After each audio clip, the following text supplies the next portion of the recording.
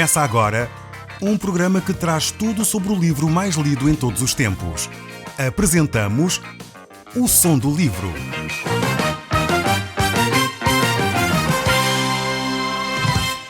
Seja muito bem-vindo. Neste podcast vai encontrar o livro mais conhecido e lido em todo o mundo.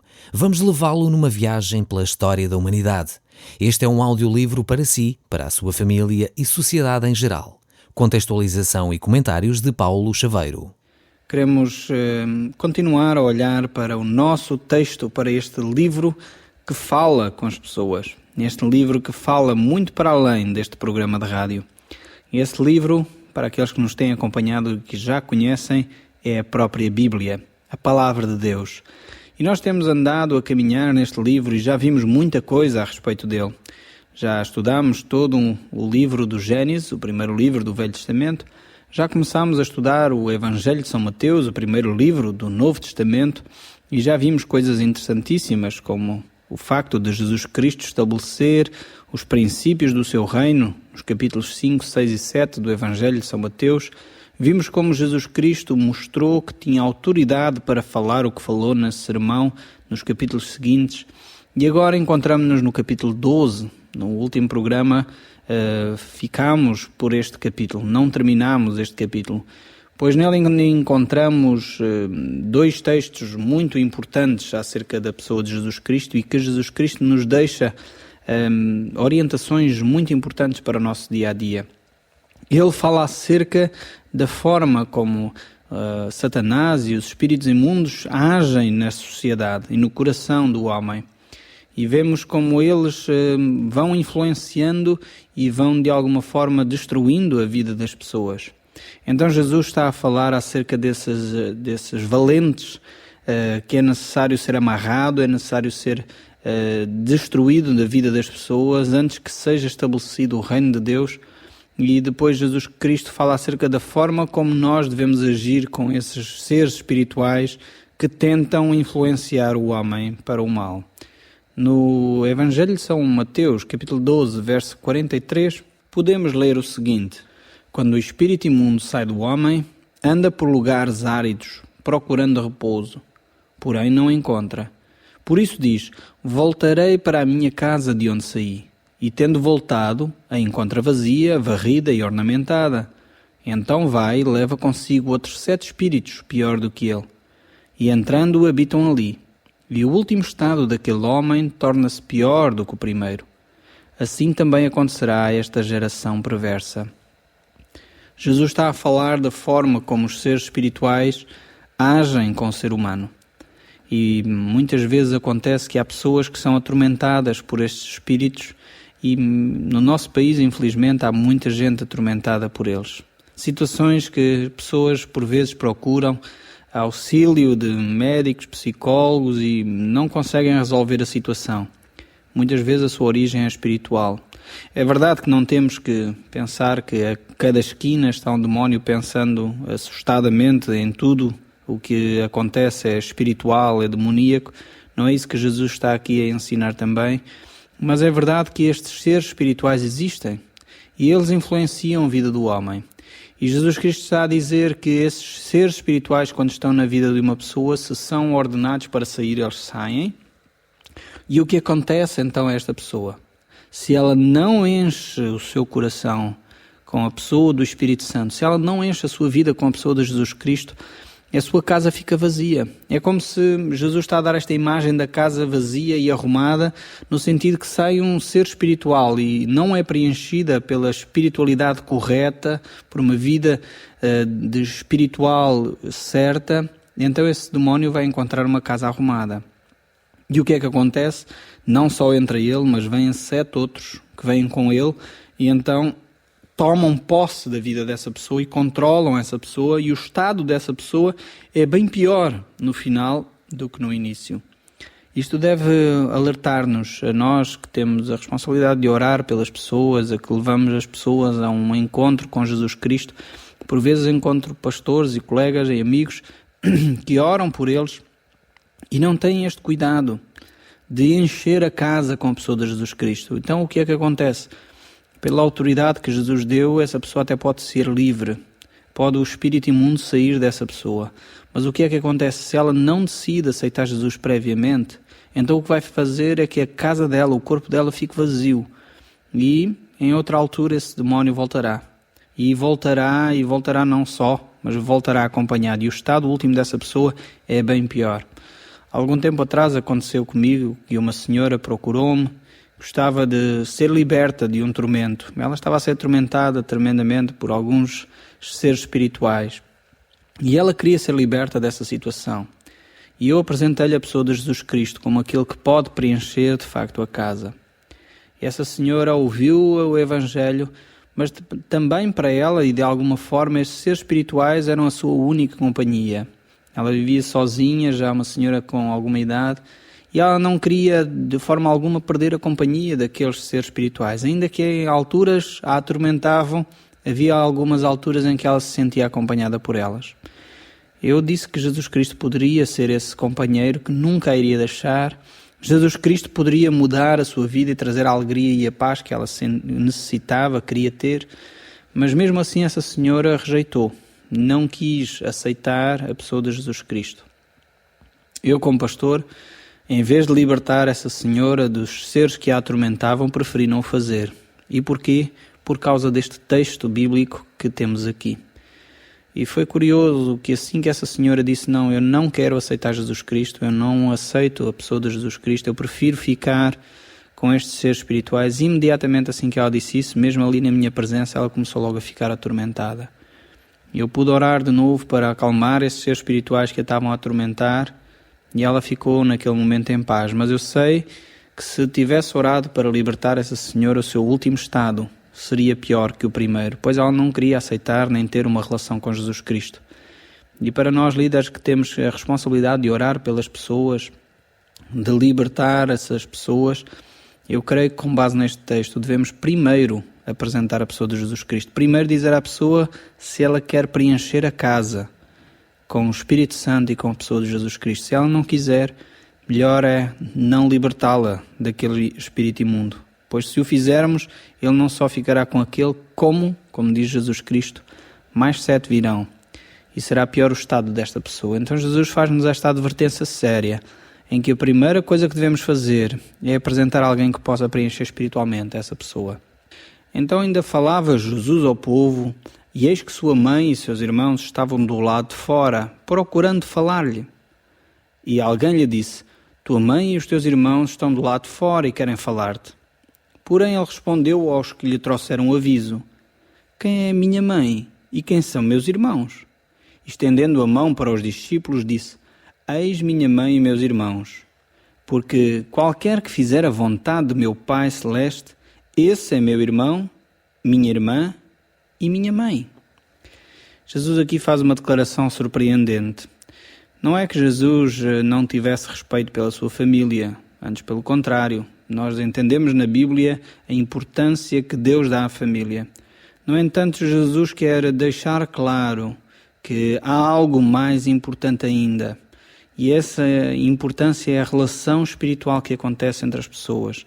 Aqueles que podem fazer a vontade do meu Pai Celeste. Esses são, de facto, aqueles que formam a família próxima, a família espiritual. É por essa razão que, de alguma forma, hoje em dia, aqueles que têm Jesus Cristo como seu Senhor e Salvador, se podem dizer que esses são os verdadeiros irmãos. São aqueles que partilham da mesma fé, aquele que partilha do mesmo valor, da mesma princípio ético de vida. Esses são, de facto, a família próxima que a pessoa tem. Por isso, Jesus não queria desrespeitar a sua mãe e os seus irmãos, mas queria mostrar que há um valor mais profundo, além daquele que é natural. E se a família natural já é importante, Jesus estava a querer mostrar que a família espiritual ainda tem um valor maior. Para ele, as suas irmãs, os seus irmãos, a sua mãe, eram os seus discípulos, aqueles que fazem a vontade de seu Pai. Nós não queremos entrar aqui na polémica de se aqueles irmãos e irmãs eram de facto ou não os irmãos e as irmãs de Jesus Cristo, filhos de Maria e de José. Não queremos entrar nessa polémica. O texto indica que sim, que eram os irmãos e as irmãs de Jesus. Aparentemente eram pessoas conhecidas de Jesus, assim como sua mãe, que vinham ter com Jesus Cristo. Nós, em tempo oportuno, voltaremos a este assunto, mas a questão aqui é, de facto, quem faz ou não faz a vontade de Deus. E esses são a família íntima de Jesus Cristo. São aqueles que estão próximos de Jesus e se relacionam com Ele, e por isso podemos dizer àquele que tem a mesma fé que nós, que Ele é nosso irmão. Não simplesmente a toda a gente, nem toda a gente pertence a esta família, mas como Jesus Cristo disse, aqueles que fazem a vontade de meu Pai. Jesus continua o seu ministério e continua a proclamar as verdades do reino dos céus, como tinha feito João Batista. Ele continua a anunciar essa mensagem de arrependimento, arrependei-vos, porque é chegado o reino dos céus. E agora Jesus vai explicar o que é esse reino. Ele vai contar uma série de histórias, que se chamam parábolas, para ilustrar o que significa o reino dos céus. E Jesus então vai ensinar, quer às populações, quer aos seus próprios discípulos, o que significa o reino dos céus.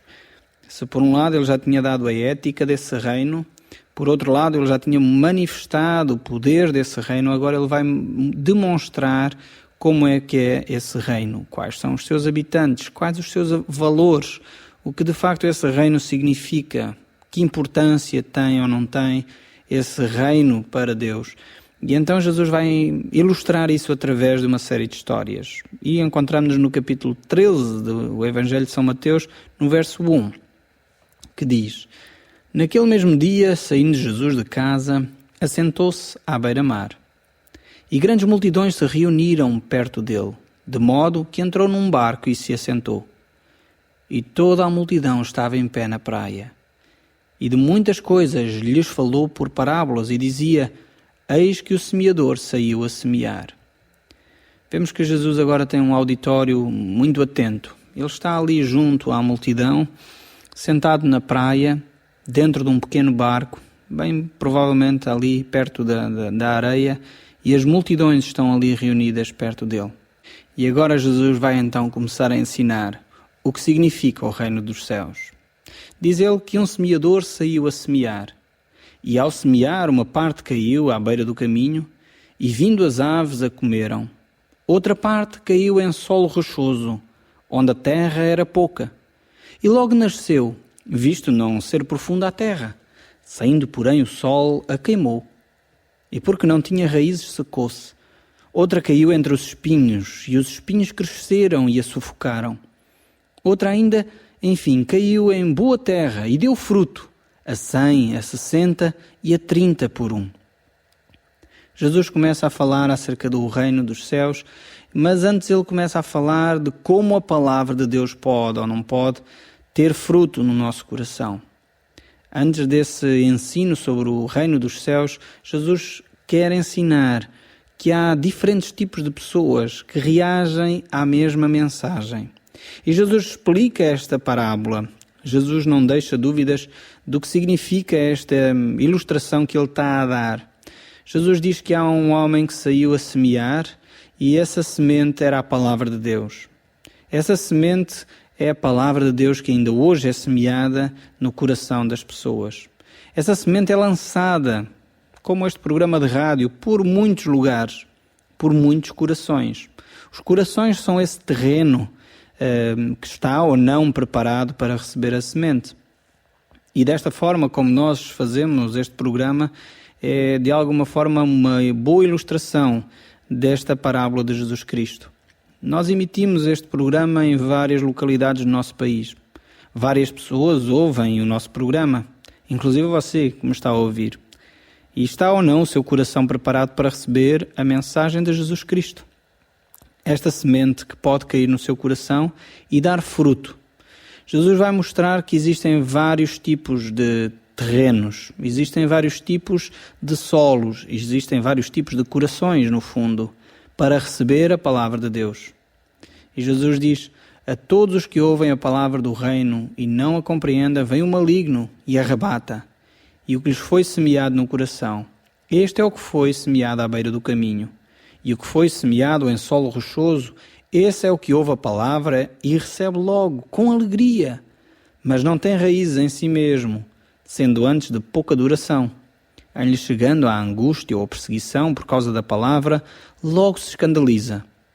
O que foi semeado entre os espinhos é o que ouve a palavra. Porém, os cuidados do mundo e a fascinação das riquezas sufocam a palavra e fica infrutífera. Mas o que foi semeado em boa terra é o que ouve a palavra e a compreende. Este frutifica, produz a 100, a 60 e a 30 por um. Jesus explica esta mesma passagem. Ele não quer que os seus discípulos fiquem com dúvidas daquilo que ele está a querer ensinar. Ele diz que, no fundo, esta palavra pode cair em vários solos. Num solo que é o caminho, vêm as aves do céu, que é o maligno, que é Satanás e os seus demónios, e arrancam essa palavra do solo. Ela não chegou a penetrar sequer, o terreno era duro demais para que essa palavra pudesse dar algum fruto.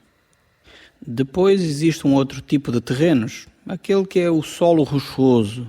Esse solo, de alguma forma, recebe a palavra até com alegria. A pessoa fica entusiasmada, se calhar, a ouvir este programa, ou ouvir uma outra mensagem. Até gosta, se calhar, do vizinho que lhe conta histórias da Bíblia, mas essa palavra não cria raízes. A pessoa tem alegria, mas quando chega aos tempos difíceis, talvez até a perseguição por causa da vizinhança, algumas pessoas que ficam preocupadas demais, ficam com vergonha de assumir que gostam de ouvir falar de Jesus, que gostam de ouvir a palavra de Deus, e essas pessoas não criam raízes e logo se escandalizam, logo se afastam da palavra de Deus, logo se afastam de querer ser taxados de cristãos ou de outra coisa qualquer.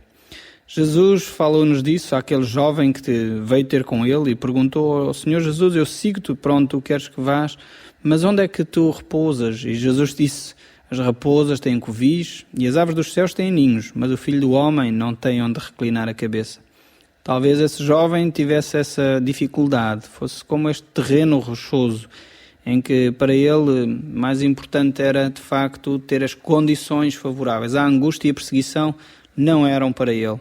Depois Jesus vai falar-nos de um outro tipo de terreno, aquele que é rodeado por espinhos, onde a semente cai e até começa a crescer de alguma maneira, mas por causa dos espinhos essa planta é sufocada. Jesus compara esses espinhos aos cuidados do mundo, àquilo que atrai a pessoa, no fundo à procura dos bens materiais e das riquezas. E isso leva muitas vezes pessoas a afastarem-se daquilo que é essencial, daquilo que é fundamental, que é ouvir a palavra de Deus e viver essa mesma palavra. Jesus, com estes 3 tipos de terreno, ele apresenta-nos as 3 áreas da vida do homem que claramente o fazem afastar-se de Deus: o diabo, a carne e o mundo. Se por um lado o primeiro terreno fala-nos das aves que vêm e comem a semente que está no caminho, que é o diabo, essas aves são tipificadas, são o tipo de diabo. Se por outro lado vemos o terreno rochoso, que é a nossa carne, as angústias, as preocupações da vida. Por outro lado, depois o terreno espinhoso é os cuidados do mundo. As pessoas preocupam-se com o ter, e não necessariamente com o ficar ricos, mas com o ter constantemente, procuram o ter, e isso faz com que as pessoas se afastem do essencial. Muitas vezes, como pastor, tenho acompanhado pessoas que procuram, sinceramente, dar o melhor aos seus filhos, mas tal é essa procura no sentido de lhe dar as melhores condições, as melhores roupas, as melhores marcas de ténis e tudo mais, que se esquecem de estar com eles. E infelizmente vivemos dias em que as pessoas, para ter, gastam todo o seu tempo. E isso afasta, sufoca de facto essa semente que pode germinar, pode dar fruto.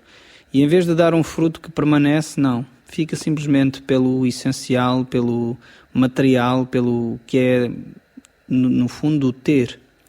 Quantas pessoas vivem para ter o último computador, vivem para ter a última geração de telemóveis, vivem para ter o último modelo de carro, e isto sucessivamente. A publicidade, de facto, procura fazer esse trabalho e leva muitas vezes as pessoas a aderir ao seu apelo. E nós vemos como tantas pessoas em Portugal estão endividadas, criaram empréstimos atrás de empréstimos para poder ter tudo, e afinal de contas depois vieram a verificar que a sua realidade era outra e não conseguem suportar todas as dívidas que têm. E infelizmente muitas vezes têm que se desfazer dos bens que têm porque não podem viver nessa vida de aparências, na vida do ter. Jesus quer dar ênfase ao nosso ser. Por essa razão ele fala-nos destes 3 tipos de terreno: o terreno que é duro e que nem sequer a palavra de Deus pode penetrar, o terreno que é rochoso, que de alguma forma até essa sementinha vai germinando, a pessoa até fica alegre quando ouve alguma coisa sobre Deus, mas também o terreno que tem espinhos, em que aparentemente essa semente vai crescendo, vai dando alguma aparência de crescimento, mas ao mesmo tempo a pessoa anda tão atarefada com o dia-a-dia, anda tão atarefada com as suas coisas, que não tem tempo para adorar a Deus, não tem tempo para ler a Bíblia, não tem tempo para orar, não tem tempo para manter uma vida espiritual, para se encontrar com os seus irmãos e amigos, para desenvolver a sua fé. E vemos como isso sufoca e mata esta semente que é a palavra de Deus. Por outro lado, temos o último terreno, que é a boa terra, onde a palavra de Deus cai e leva a pessoa a uma vida espiritual. É a palavra que a pessoa ouve e recebe e procura então viver em conformidade com essa mesma palavra.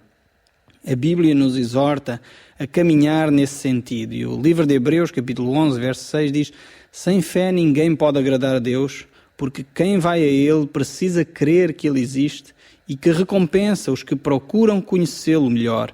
Esta é a tradução da Bíblia, linguagem para hoje.